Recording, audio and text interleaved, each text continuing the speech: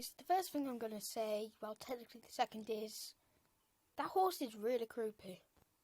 It's had its flesh taken off of it. And basically we're looking at top 10 urban legends. So, let's go. What's up, people? Hope you're having an awesome day. I'm your host, Eamon Hassan, and Why is there welcome back to lightning? another video here at Most Amazing Is it because, Top like, 10. Back with more urban she's, legends today, like, you guys, talking about because something urban scary, legends are apparently. great, and we love them, Oh, and yeah. you love them, so it's a win-win situation for all of us, except those of you who are Yeet. watching this at night alone in your bedroom. I'm praying for those people. Be forewarned, I I'm try not. to save you. This is the top Soon 10 as I'm scary 35. California urban legends, Somehow. part 2. Starting us Part off, two, number there's a 10 part is one. Suicide Bridge. Starting off strong, you know how I am. Built in 1912, the Pasadena, Colorado Street Bridge is a scenic drive. It's on a riverbed, it has lamps, there's an old charm about it that makes it romantic almost, but it's also the site of many atrocities. Over 100 horrible suicides have taken place at the bridge that the bridge is actually called Suicide Bridge by most. It garnered such reputation that in Couldn't they just 1993 make they the installed a railings higher? suicide barrier on the bridge to try and lower the numbers. The stories of the suicides are also very hard to digest. In 1937, Myrtle Ward took her 3-year-old daughter to the bridge after her husband left her. She threw her daughter off the bridge and then leaped herself, but thankfully her daughter landed in a few thick branches which slowed her descent and left her unharmed, but Myrtle plummeted to her death. Many have seen her ghost on the bridge and in the riverbed below, Yes, that's forever not looking good. for her daughter. Another story is more recent, taking place in 2008, where a man stabbed and killed his wife and grandmother and then killed himself. And that was only 2 stories out of the countless ones I could have told you. So of course, with that much death going on there are that many ghosts. Many spirits haunt the bridge, including a man wearing glasses and a woman that continuously keeps mimicking her fall off the bridge. Homeless people camping under the bridge have reported hearing eerie cries and sounds at night, and the ghost of a man who whispers her fault to anyone that walks by,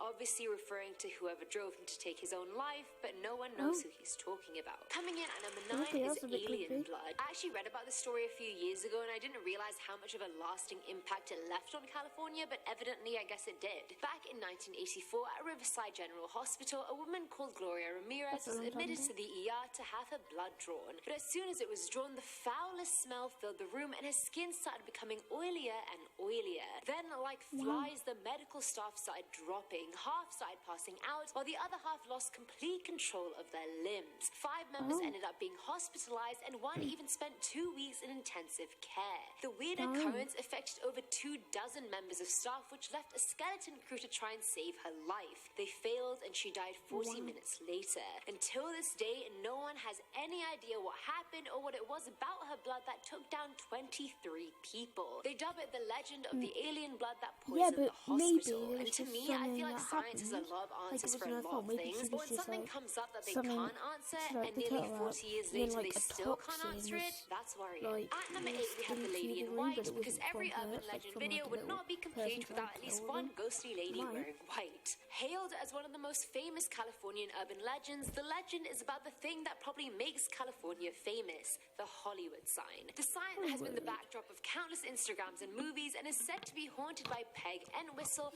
a famous actress from the early 1900s. That's so Hollywood, isn't it? An actress haunting the sign. It came full circle almost. Anyway, the legend goes like this. After an excruciatingly harsh review of one of her movies, one people dubbed a career-ending review, she decided she couldn't take the thought of her career ending, and so she decided to end her life instead. She climbed to the top of the H in the sign and threw herself off of it. So based on that, many people claim a lady in white can be seen hiking in the off-limits area near the sign around the place she killed herself. But if you find yourself up there and are hoping to see a beautiful actress, you'd be quite wrong. What appears is an eerie woman with hollowed out eyes and a skeletal face. If she finds you there alone, she can influence you to follow in her footsteps and end your life as well. In the century that followed her suicide, many suicide cases have been reported in the area, and in 2012, police even found a man's mutilated body parts and decapitated head right where she killed herself. Filling our number 7 slot is the prop of New Pi. hike. So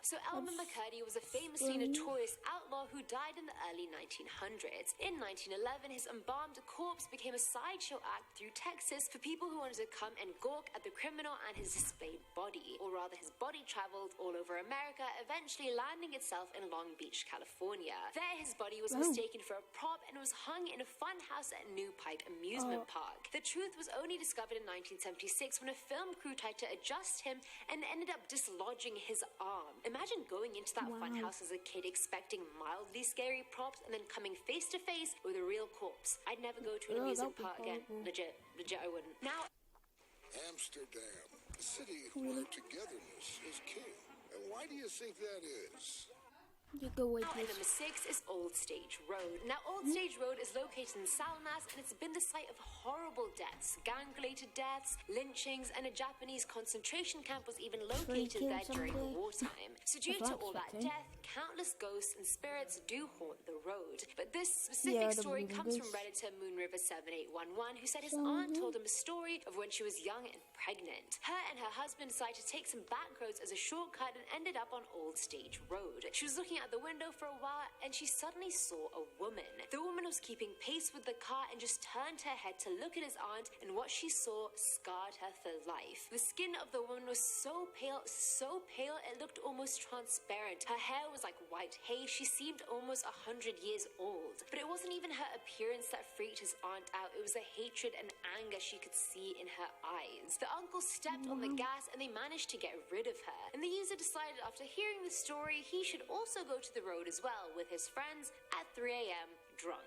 The friends went there and stopped near Hangman's Tree and decided to walk on the road, not stay inside the safety of their car. Very stupid mistake, kids. One of the friends decided to pee on the tree, douchebag move, and it's not surprising that off spirits after that. They got back into the car and were switching between CDs when they heard a loud "Get Out" on the radio. After hearing it and realizing it was none of them, they drove for their lives. Half a mile later, one of the friends in the back who had been asleep the whole time screamed, saying she'd had the worst nightmare. She never remembered going back into the car and said she was walking down the street and turned around and saw that the car wasn't there anymore. All of a sudden, an old lady with rotten teeth and claws tried to bite her, and that's when she woke up. Despite the road being old as hell, murders still continue to happen on and around it. Coming in at number 5 is Bigfoot. It's like the most well-known urban legend of all time. I'd argue it was maybe even the first one. But anyway, coming in second to Washington, California has the most reported Bigfoot sightings in the US. The creature, which is said to be a giant, hairy, human ape creature of sorts, is said to live in the wilderness. Yosemite National Park is said to be the most haunted national park in America because it was Bigfoot's first home. Campers have apparently seen it wander into their camps, to which of course they've screamed and ran away. The weirder part is that Bigfoot has been said to scream louder and run too, which is a bit cute, I'm not gonna lie. In 1962 on Mount Shasta, a woman claimed to have seen Bigfoot give birth, which A, I didn't even know it was a female, and B, now we have a mini Bigfoot on our hands. But I guess that was nearly 80 years ago, so it's probably adult Bigfoot now. Either way, I honestly feel like it's a harmless creature, so why don't we just leave the poor thing alone? It's not harming anyone. I mean, it hasn't harmed anyone yet. At number 4 are the Gates of Hell. A deserted road in Antioch called Empire Mine Road has a gate on its side that locals call the Gates of Hell. And at first glance, it honestly looks like a rundown graffitied gate, and most people wouldn't even notice it driving by, but driving by won't do anything to you. It's crossing in the gates that could hurt you. The first legend about the gates is about an insane asylum that it used to be the entrance to. And it was one of those horror movie asylums. I'm talking straitjackets, lobotomies, shock treatments, the whole shebang. Because of that, many believe the ghosts of deceased patients stalk the area, and some even suffer from the same illness that they had in real life. And the spirits around asylums are usually angrier than ones found elsewhere, and if you cross the gate, you could very well be attacked by one of the ghosts. One group of explorers felt rocks being pelted at them, and when they got back into their car, they felt a giant creature leap onto the hood. The second legend is that it was a slaughterhouse that sat near the gates, and that the spirits haunting it are of the animals. But the slaughterhouse was also home to a horrific murder that happened in 1995. A man came running and screaming out of the slaughterhouse, head to toe.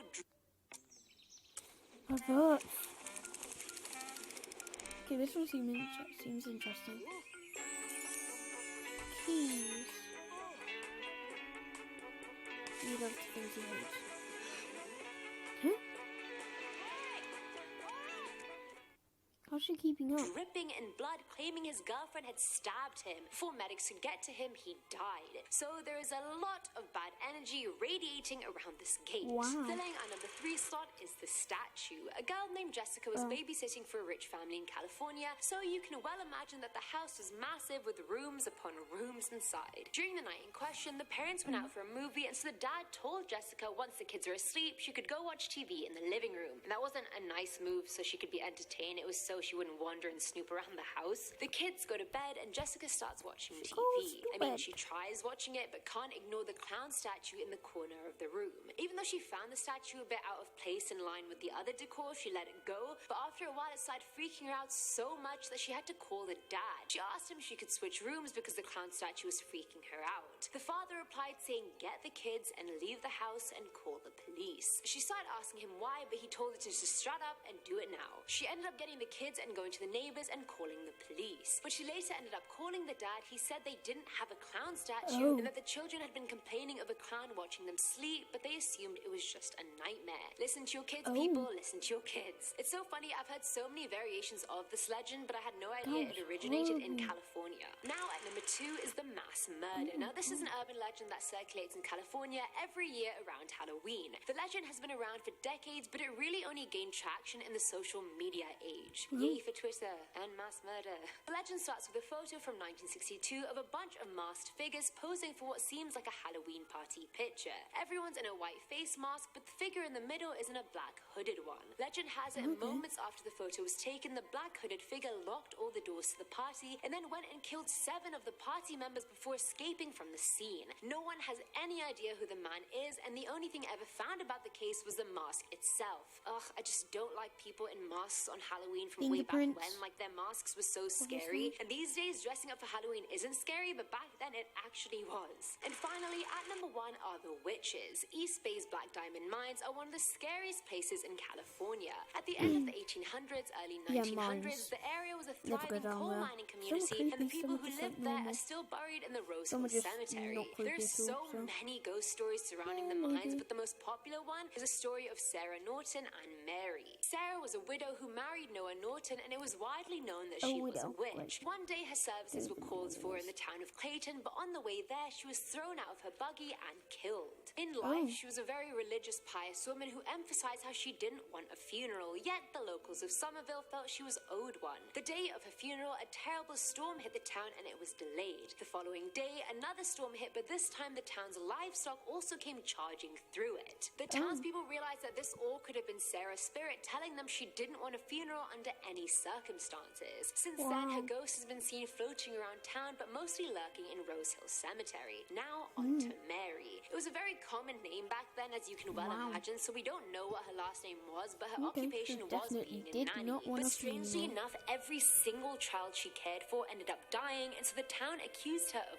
witchcraft. And usually in these witchcraft cases, an innocent person is accused, but with Mary, they actually found evidence of her sorcery rituals. She was hung soon after and is said to be seen near the mines wearing full white. Honestly, what is it with ghosts and wearing white? Like, symbolism? What does it mean? Someone tell me.